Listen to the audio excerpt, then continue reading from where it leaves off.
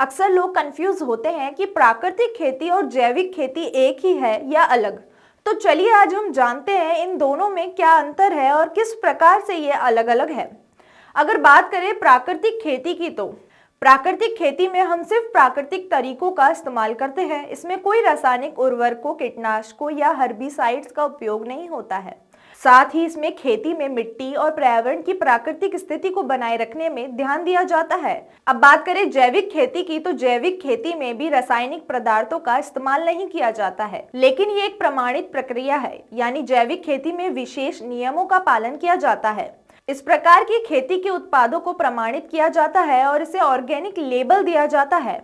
अब अगर अंतर देखें तो प्राकृतिक खेती में पारंपरिक तरीके अपनाए जाते हैं, जबकि जैविक खेती में कड़े मानकों का पालन किया जाता है। प्राकृतिक खेती में प्रमाणन की आवश्यकता नहीं होती है, जबकि जैविक खेती में सरकारी प्रमाणन जरूरी होता है। तो दोस्तों, प्राकृतिक खेती और जैविक खेती दोनों के फायदे हैं, लेकिन जैविक खेती प्रमाणित होती है और इसमें विशेष नियम होते हैं।